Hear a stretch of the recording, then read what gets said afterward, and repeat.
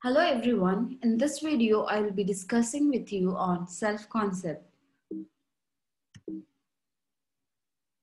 I am Rima Stanley, tutor at M College of Nursing.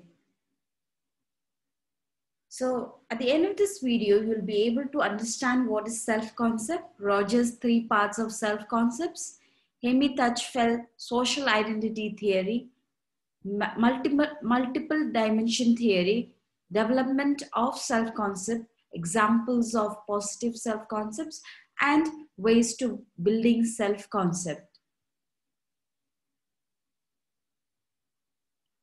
Now let us see what is self-concept. Self-concept is the image we have of ourselves. This image develops in a number of ways, including through our interaction with important people in our lives.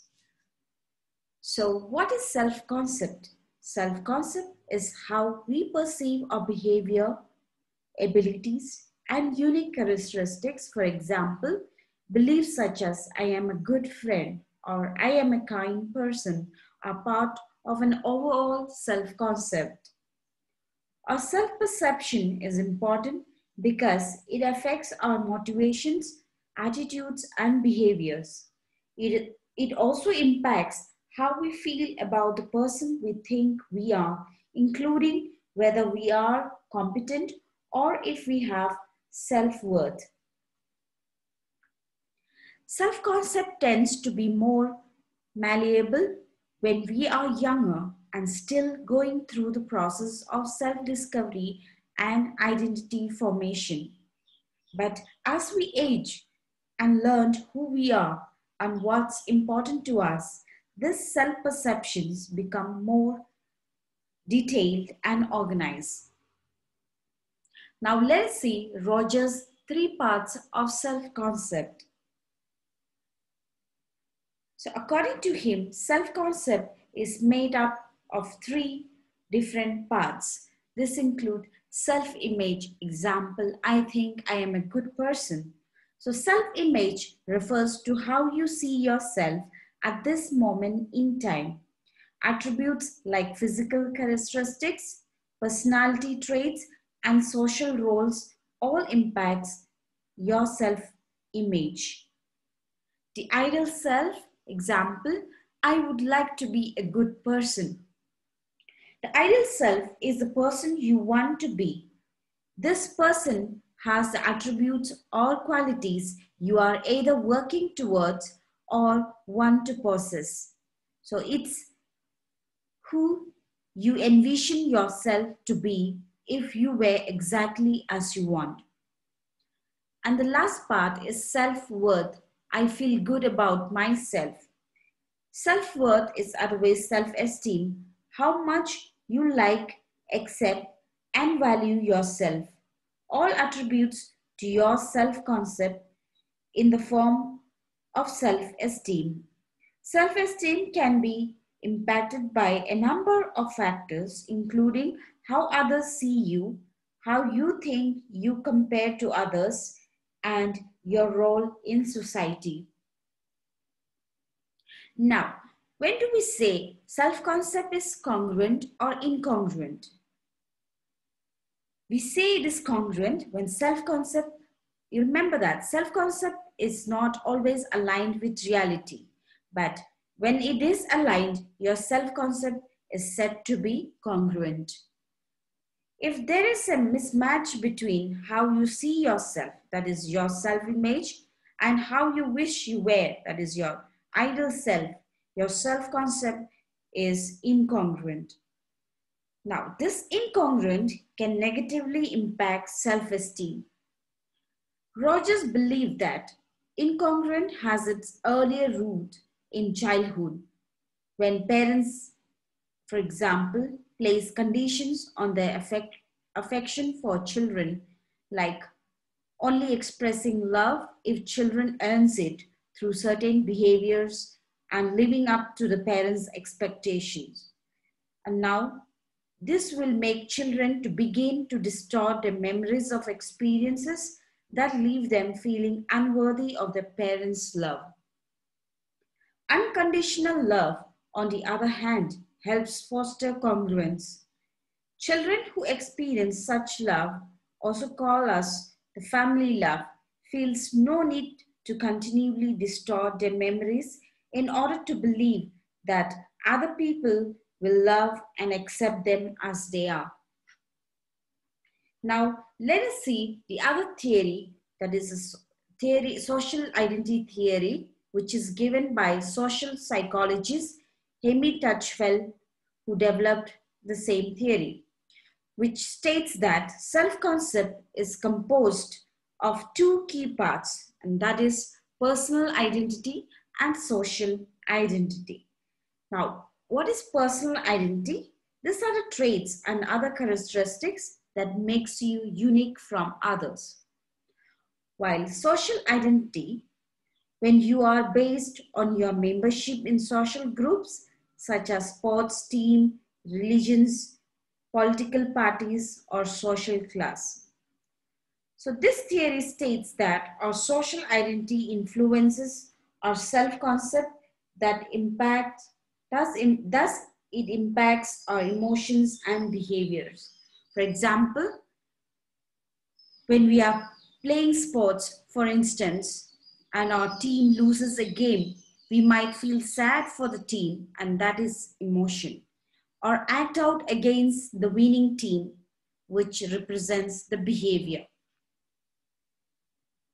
Next, we'll see the multi-dimension theory, which is given by a psychologist, Bruce A. Breckent. And she had a slightly different theory and believed that self-concept was multi-dimensional, consisting of 6 independent traits. And those traits includes academic, that is your success or failure in school, affect, your awareness of emotional state, competence, your ability to meet basic needs, family, that's how you feel, how well you work in your family units, physical, how you feel about your looks, health, physical conditions, and overall appearance, while social, your ability to interact with others. So all these dimensions, according to Bruce, impacts and helps in the development of self-concept in an individual. Now, how self-concept develops? Self-concept develops in part through our interaction with others. In addition to family members and close friends, other people in our lives can also contribute to self-identity.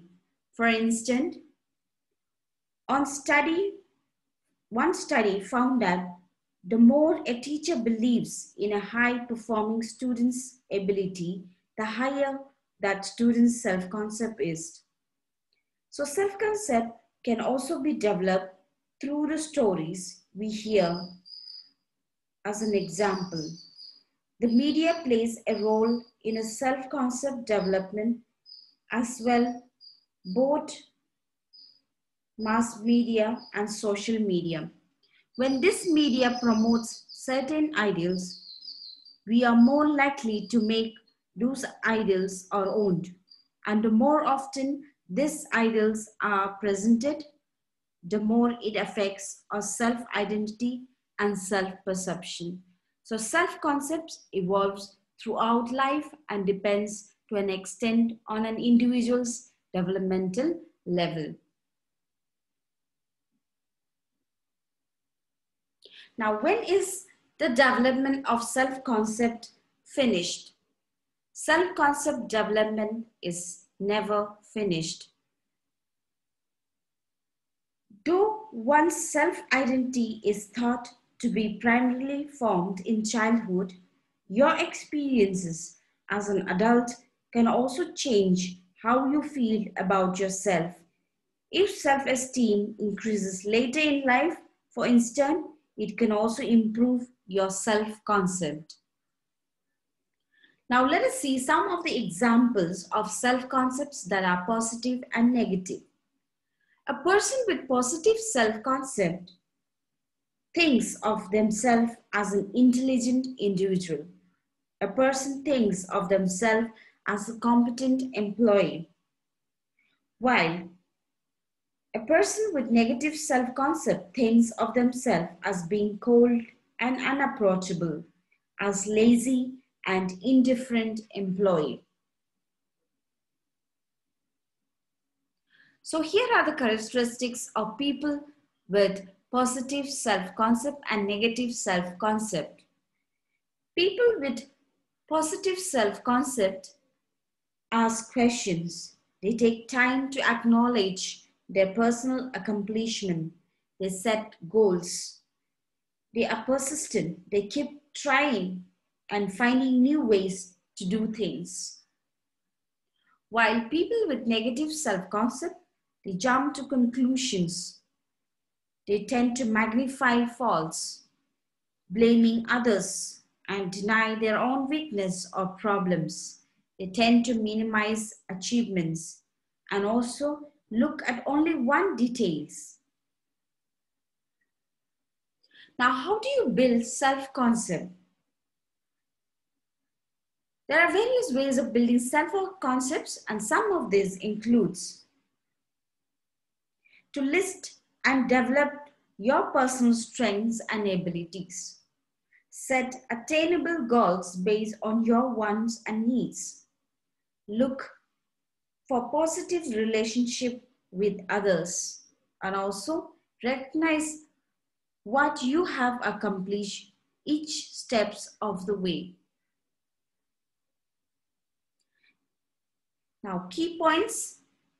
Self-concept is a collection of beliefs one holds about oneself and the responses of others.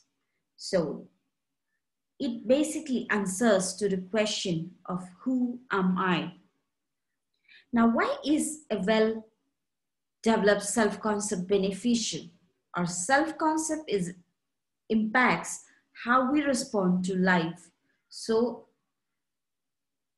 a well-developed self-concept helps us respond in ways that one more positive and beneficial for the self.